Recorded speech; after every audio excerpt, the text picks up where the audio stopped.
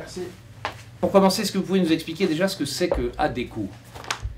Adecco, c'est une multinationale qui, en France, a plus d'1 million d'intérimaires, qui est aussi très puissante en Belgique, qui est donc dans beaucoup de pays au monde, et qui est une entreprise qui obéit à des clients qui lui donnent des consignes pour leur fournir des intérimaires qui vont avoir telle ou telle compétence, mais aussi tel ou tel profil.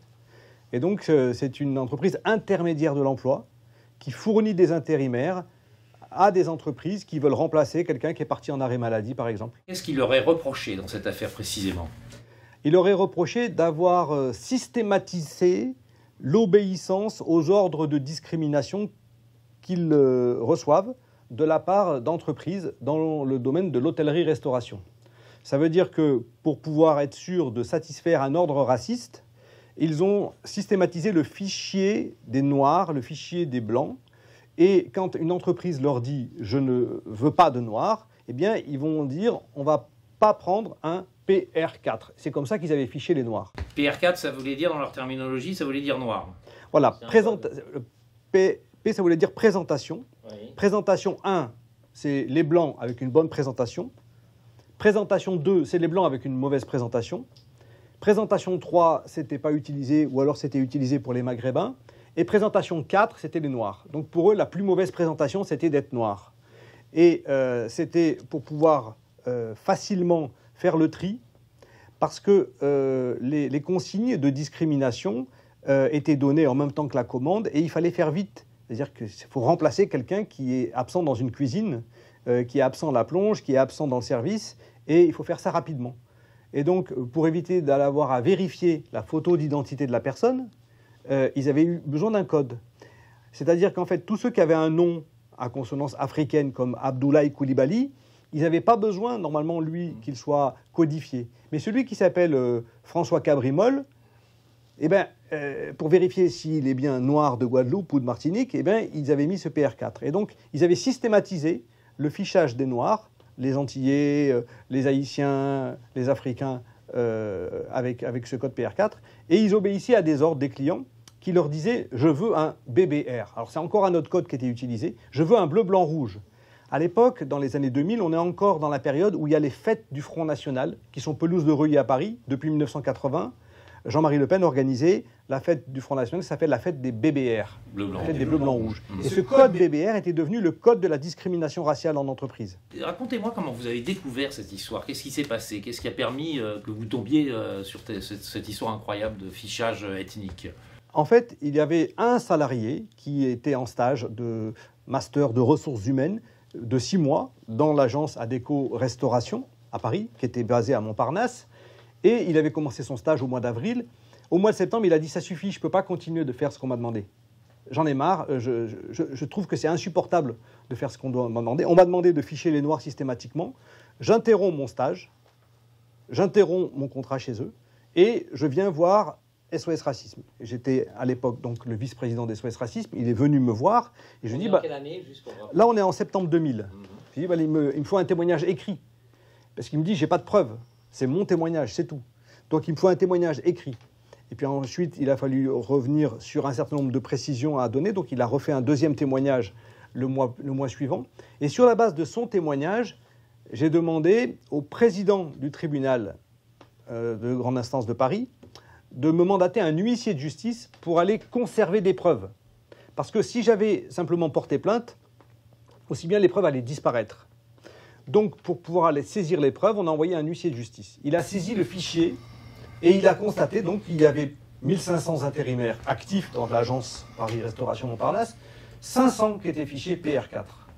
Et les 500 qui étaient fichés PR4 étaient tous avec soit des noms à consonance africaine, soit des lieux de naissance, Martinique, Guadeloupe, Réunion. Et donc, sur la base de ce premier témoignage-là, on a saisi l'inspection du travail, qui est venue elle-même vérifier aussi. Elle a constaté que sur les dossiers des individus, il y avait écrit PR4 ou non PR4, BBR ou non BBR, et elle a constaté que tous ceux qui avaient la mention PR4 avaient une photo qui montrait qu'ils étaient noirs de peau.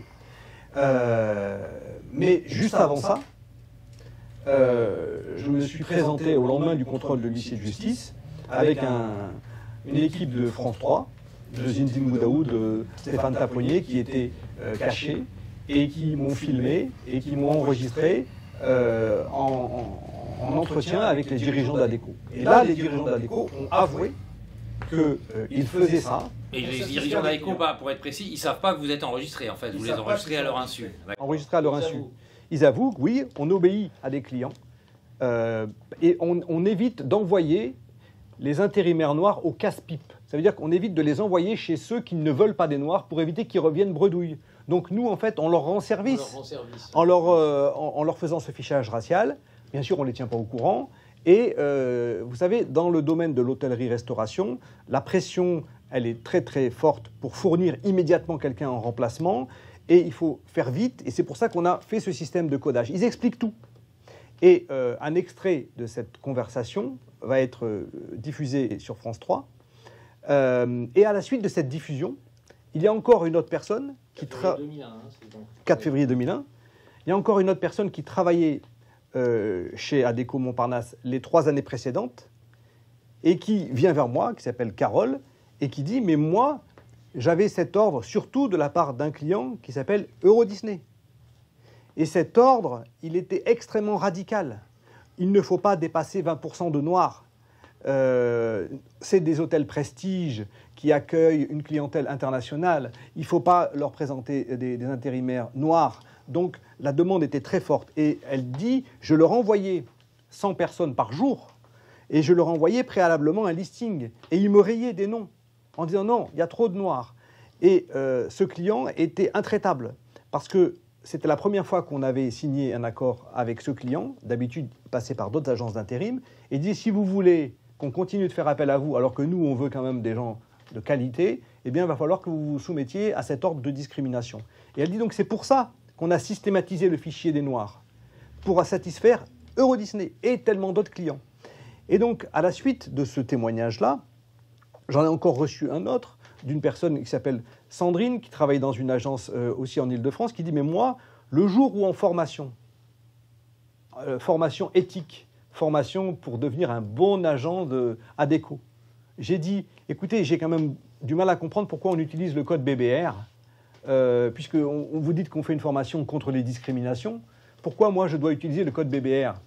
Et elle a dit « Immédiatement, ils ont mis fin à mon contrat de travail. J'étais en période d'essai. » Et on m'a dit, voilà, une personne comme ça qui dénonce ça, elle doit dégager. Et elle témoigne aussi. Et arrive au même moment le témoignage d'un monsieur qui s'appelle Cohen, qui travaille à Adecco Bruxelles, et qui dit, mais moi, je fais pareil, mais avec le code BBB. Donc c'est international, la discrimination chez Adecco. C'est un système de ce que vous me dites, qui est institutionnel chez Adecco dans différents pays. Alors c'est des faits assez graves. Qu'est-ce qui risque, en fait, pénalement, dans la loi française, en France, ouais. Alors, dans la loi française ou dans les différents pays d'Europe, on risque une condamnation financière quand on est une entreprise. Voilà, donc c'est 225 000 euros pour discrimination raciale d'une entreprise, le plafond, donc c'est dérisoire. C'est rien du tout, oui, ça paraît beaucoup en particulier, mais pour une entreprise, c'est pas grand-chose. Oui. Et pour le fichage racial, le fichier des Noirs, par contre, la peine est de plus de 1 million d'euros. Donc, on considère en droit français que c'est encore plus grave de faire le fichier des Juifs, le fichier des Noirs, le fichier des musulmans, que de faire la discrimination. Adecco, on les a fait condamner en France 3 ans plus tard pour avoir utilisé le code BBR pour satisfaire L'Oréal. Donc, c'est une affaire qui est arrivée aussi en cascade. Après la dénonciation de Adecco Restauration, il y a eu Adecco Belgique, qui a été jugé 10 ans plus tard, et puis il y a eu Adecco L'Oréal qui a été jugé 7 ans plus tard. Et donc pour Adecco L'Oréal, ils avaient systématisé le code BBR pour fournir que des blanches pour présenter des produits Fructis Garnier dans les supermarchés. Ils ont été condamnés qu'à 30 000 euros. Donc les peines ne sont pas très sévères. Les peines ne sont pas sévères. En Belgique, pour avoir systématisé le code blanc-bleu belge, pour satisfaire 100 entreprises identifiées nommément par l'enquête, ils ont été condamnés à 20 000 euros. Voilà. Donc, on est très loin des 1,5 million d'euros qu'ils risquent pénalement. Et finalement, ces entreprises préfèrent systématiquement faire des transactions plutôt que des procès. non pas parce que la transaction va leur coûter moins cher, les transactions vont leur coûter souvent plus cher, mais c'est pour éviter la mauvaise publicité. Donc, le mal qui est fait par un procès public à une entreprise qui a systématisé la discrimination raciale, c'est un mal d'image, de notoriété. C'est-à-dire que ce que redoute le plus Adecco, c'est ça fait chuter le cours de la bourse à New York. C'est ce qui s'est passé dans le procès Adecco-L'Oréal. Ils ont perdu 5 points et ils considèrent que c'est terrifiant de perdre 5 points à la bourse à New York. En France, l'incidence n'existe pas. Les actionnaires français ne sont pas sensibles à la lutte antiraciste. Ils en foutent alors les Français qu'une entreprise soit pas éthique? Ça n'a pas d'incidence sur la bourse en France. C'est sur la bourse aux États-Unis que ça a de l'incidence. Ouais. À l'époque, L'Oréal était on va dire, la première entreprise mondiale française. Ils avaient 3,7 milliards d'euros de bénéfices.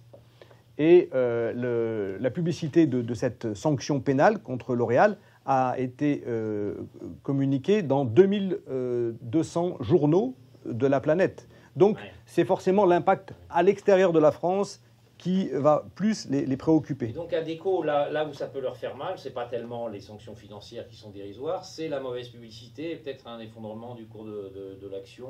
C'est ça qui peut leur faire mal à Adecco dans ce procès? Exactement. Ça vous attendez? Ça les oblige, en fait, ça les oblige à dépenser beaucoup d'argent pour réparer leur mauvaise image. En général, ils dépensent beaucoup d'argent en spot de publicité, c'est ce qu'avait fait L'Oréal, en campagne de communication pour réparer leur mauvaise image. Et ils font aussi des efforts financièrement coûteux de formation anti-discrimination. Donc c'est ce qu'ils ont fait aussi à la suite de cette poursuite judiciaire. Ils ont payé des gens pour former les chargés de recrutement à la non-discrimination. Donc ça a cette incidence. La publicité va aussi toucher un certain nombre de partenaires. Ils peuvent perdre un certain nombre de partenaires qui disent « mais je ne peux pas faire appel à vous, vous êtes grillés ». Bon. Et donc ça va obliger cette entreprise, si elle veut garder un certain nombre de partenaires, de faire des efforts en démontrant qu'elle est devenue éthique, propre. Ils ont cherché toujours à avoir le soutien du ministre du Travail. Comme ils ont 1,5 million de salariés, ils pèsent très très lourd dans la discussion avec le ministère du Travail. Et donc, ils ont tout fait pour avoir le soutien du ministre du Travail, du ministre des Affaires sociales, quel que soit le gouvernement. Et là, leur prise, entre guillemets, c'est finalement que Emmanuel Macron avait une porte-parole qui était en fonction donc, dans le premier mandat d'Emmanuel Macron, président de la République, qui était Sibeth Ndiaye, et ils l'ont recruté comme secrétaire général, donc en 2021, dans l'idée, finalement, que ça leur fait une protection supplémentaire. Mais ces protections, elles ont fonctionné quel que soit le gouvernement. Ils ont bénéficié d'une incroyable protection, puisque c'est comme ça qu'ils ont réussi à faire durer la procédure pendant 22 ans. Le premier juge d'instruction dans le dossier, bon, il était très, très sympathique à notre égard. Il disait, bon, voilà, c'est une affaire, je comprends parfaitement que vous portiez cette affaire devant la justice, mais vous ne pourriez pas plutôt faire une transaction, parce qu'il y a des affaires plus graves, en fait, à traiter. Il y a des trafics d'armes internationales, il y a de la vraie criminalité. Bon, ça, finalement, ça pourrait se régler sous la forme d'une transaction. Et finalement, c'est cette méthode qu'utilisent les syndicats. Parce que pourquoi il n'y a pas de procès ? Ce type de dénonciation n'arrive pas qu'exceptionnellement à une association. Et il arrive le plus souvent à un syndicat. Mais les syndicats ont pour pratique d'aller faire des transactions. Ça n'arrive jamais jusqu'à un procès.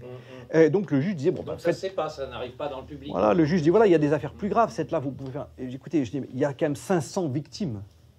500 personnes qui ont été écartées parce qu'elles étaient noires. Ce n'est pas un petit dossier. On ne peut pas faire une transaction sur le dos de 500 victimes. Vous vous rendez compte ? Et donc, il dit, oui, mais bon, les victimes, elles n'étaient pas au courant qu'elles étaient discriminées, qu'elles étaient fichées ethniquement. Bon, et puis donc, cette mauvaise volonté de la part des juges s'est manifestée aussi de manière beaucoup plus désagréable, déplaisante, douloureuse pour nous.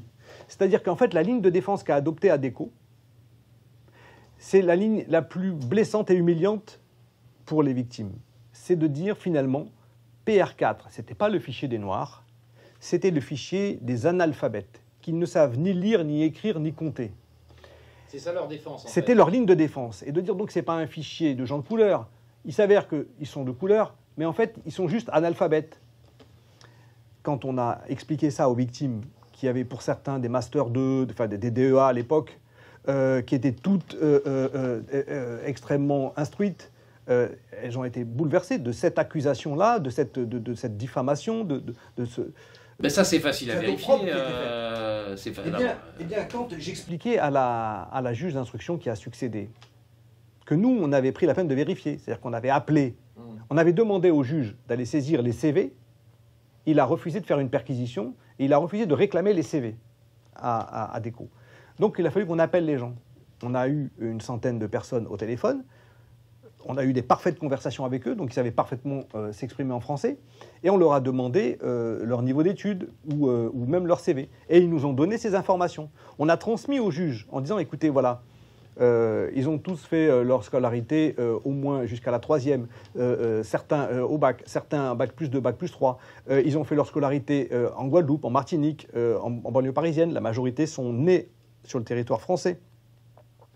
Et la juge nous avait encore plus choqués en disant « Ouais, mais vous savez, ça veut rien dire d'avoir fait sa scolarité.